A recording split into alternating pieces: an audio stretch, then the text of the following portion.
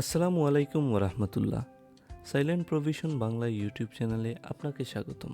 আজকের এই ভিডিওতে আমরা সম্পূর্ণ একটি ওয়েবসাইট বানিয়ে দেখাবো ইউজিং ওয়ার্ডপ্রেস 2024, যে থিমটা রিসেন্টলি এসেছে, এবং গুটেনবার্গ ব্লক এডিটর ইউজ করি। সো যেহেতু আমরা সম্পূর্ণ একটি নতুন ওয়েবসাইট শুরু করব, সো সেজন্য আমরা প্রফেশনালি আমাদের যে ওয়েবসাইটটা আমরা অলরেডি এতদিন ধরে কাজ করেছি সেই ওয়েবসাইটটাকে ক্লিন করব, লাইক সেই ওয়েবসাইটের সব কিছু ডিলিট করব এবং ওয়ার্ডপ্রেস 2024 যে থিমটা আছে ওইটাকে ইনস্টল করব এবং গুটেনবার্গের সাহায্যে ফুললি যে ওয়েবসাইটটা আমরা ক্রিয়েট করব from top to bottom, header থেকে ফুটার পর্যন্ত আলাদা আলাদা পেজ করে, তো সেইটাই আমরা আজকে থেকেই দেখবো স্টেপ বাই স্টেপ। সো চলুন শুরু করা যাক।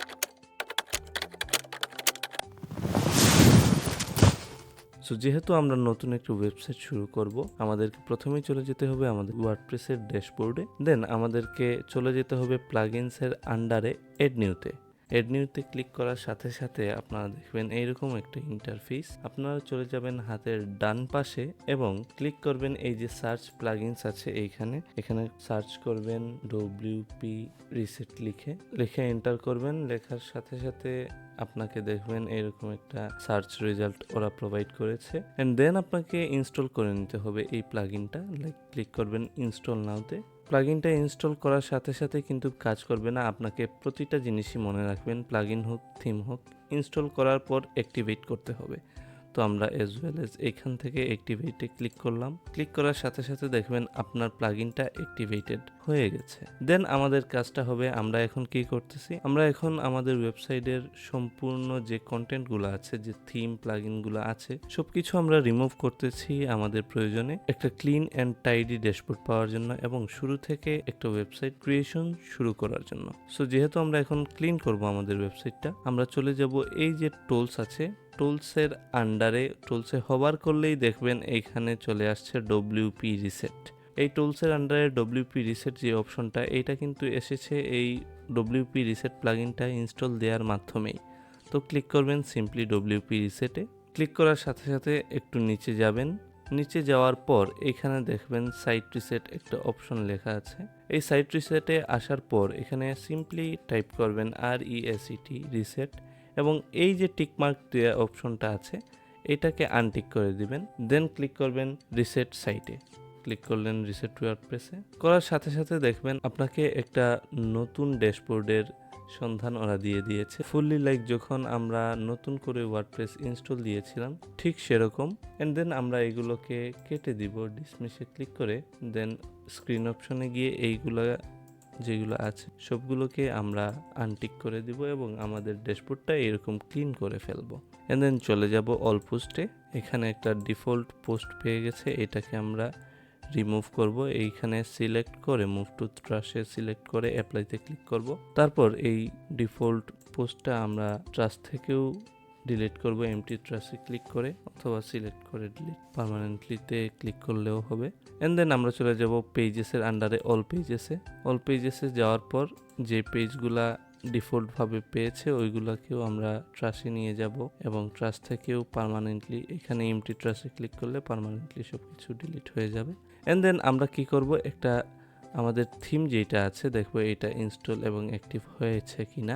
যদি না হয় আমরা অ্যাক্টিভ করে নিব, যেহেতু আমরা দেখছি এখানে 2024 ওয়ার্ডপ্রেস বাই ডিফল্ট ভাবে দিয়ে দিয়েছে, সেজন্য আমরা আর এটাকে ইনস্টল করে অ্যাক্টিভেট করতে হচ্ছে না। কিন্তু একটা জিনিস মনে রাখবেন, যখনই আপনারা কোনো নতুন থিম ইনস্টল করবেন তখন আপনাকে ইনস্টল করার পর অ্যাক্টিভেট করতে হবে এবং আপনার যে ইনস্টল করা আগের যে থিমটা আছে লাইক এক্সট্রা, এটাকে আমরা এখান থেকে ডিলিট করে দিব, কারণ আমরা চাচ্ছি না আমাদের ওয়েবসাইটে অন্য কোনো থিম রাখতে।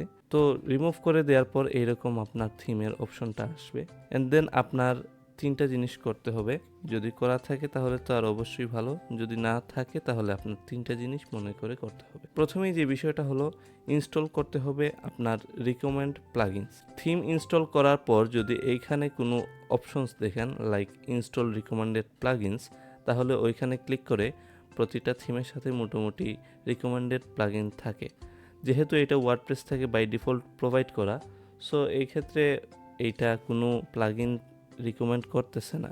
কিন্তু অনেক অ্যাডভান্স থিম আছে ফ্রি এর মধ্যেও, যেগুলোতে অনেক প্লাগইন রিকমেন্ড ওই প্লাগইনের আন্ডারে রিকমেন্ডেশন থাকে। সো যেহেতু এইটাতে নাই, তাহলে আমরা এই পার্টটা স্কিপ করলাম। আমরা পরবর্তীতে যে সময় দেখব ওই সময় আমরা কিভাবে রিকমেন্ডেড প্লাগইন দেখায়, ওইগুলো কিভাবে ইনস্টল দেয় সেগুলো জানবো, সমস্যা নেই। অ্যান্ড দেন ইনস্টলেশনের পর ওইগুলোকে অ্যাক্টিভ করতে হয়। কিভাবে অ্যাক্টিভ করতে হয় আপাতত যেহেতু এইটা লাগছে না, সেজন্য আমরা বলতেও পারতেছি না। সামনে যে সময় আগাবো, পরবর্তী কোন থিম নিয়ে আমরা যে সময় কাজ করব অবশ্যই আমরা দেখব। দেন আপনাকে যে কাজটা করতে হবে, ডিলিট করতে হবে ডিফল্ট যে উইজেটসগুলো আছে। এখন উইজেটসগুলো কোথায় পাবেন না পাবেন, যেহেতু এখানে উইজেটের অপশনগুলা ড্যাশবোর্ডে আসে নাই, সো আমরা এই উইজেটটাও রিমুভ করা স্কিপ করলাম এবং চেঞ্জ দ্য পারমালিঙ্ক, যেটা খুব ইম্পর্টেন্ট থিং। তো আপনারা যদি জানতে চান পারমালিঙ্ক কি কাজে লাগে, তাহলে আমি রিকমেন্ড করব আপনারা আমার আগের ভিডিওতে যান। আগের কিছু ভিডিও আছে, ওইগুলোতে পারমালিঙ্ক কি একটা পার্টে আমরা বুঝিয়ে দিয়েছি। আমি চেষ্টা করব এই পারমালিঙ্ক কি এইটা যে ভিডিওতে আমি দেখিয়েছিলাম ওই ভিডিওটার লিঙ্ক দিয়ে দেওয়ার, আপনারা একটু উপরে অথবা ডেসক্রিপশনে খেয়াল করবেন। সো এই পারমালিঙ্কটা আপনি অবশ্যই চেঞ্জ করবেন, কেননা আপনি যদি পারমালিঙ্কটা চেঞ্জ করেন তাহলে অনেক সমস্যায় পড়বেন। লাইক আপনার যে পেজটা আছে ওই পেজের লিঙ্কটা ঠিকভাবে শো করবে না, আরও অনেক বিষয় আছে যেগুলো আমি আমার প্রিভিয়াস ভিডিওতে বলেছি। সো আপনি এই পারমালিঙ্কটা চেঞ্জ করার জন্য চলে যেতে হবে সেটিংসে, ক্লিক করবেন। সেটিংসে ক্লিক করার পর দেখবেন এইখানে যে একটা অপশন আছে পারমালিঙ্কস, এখানে ক্লিক করবেন। পারমালিঙ্কসে ক্লিক করার পর পারমালিঙ্ক স্ট্রাকচার যেটা আছে ওইটাকে আপনি সিলেক্ট করে দিবেন পোস্ট নেম হিসেবে। অবশ্যই পোস্ট নেম রাখবেন। দেন আপনি সেভ চেঞ্জেসে ক্লিক করবেন অ্যান্ড আপনার পারমালিঙ্ক স্ট্রাকচার যেটা আছে ওইটা সেট হয়ে গেছে। তো আজকের ভিডিওটা এ পর্যন্তই। এই ভিডিওতে আমরা অলরেডি দেখে ফেলেছি কিভাবে একটা ওয়েবসাইট ফুললি ক্লিন করতে হয় নতুন করে শুরু করার জন্য, এবং ওই ওয়েবসাইট থেকে থিম এবং প্লাগইন যেগুলো আছে ওইগুলো কিভাবে রিমুভ করতে হয়। এবং নেক্সট পার্টে আমরা দেখব কিভাবে ওয়ার্ডপ্রেস 2024 থিম দিয়ে এবং গুটেনবার্গের সাহায্যে একটা ওয়েবসাইট সম্পূর্ণ ধাপে ধাপে ক্রিয়েট করতে হয়। সো নেক্সট পার্টে আমরা দেখব কিভাবে হেডার এবং ফুটার ডিজাইন করতে হয়। আজ এ পর্যন্তই। আশা করি ভিডিওগুলো আপনাদের উপকারে আসছে, এবং যদি আপনার বুঝতে কোনো অসুবিধা হয় অবশ্যই আমাকে জানাবেন। আমাদের ফেসবুক গ্রুপের লিংক ভিডিও ডেসক্রিপশনে দেওয়া থাকবে, আপনি ওইখানে চাইলেও পোস্ট করে নিতে পারেন। সো থেমে যাবেন না, দেখা হচ্ছে নেক্সট ভিডিওতে। ধন্যবাদ।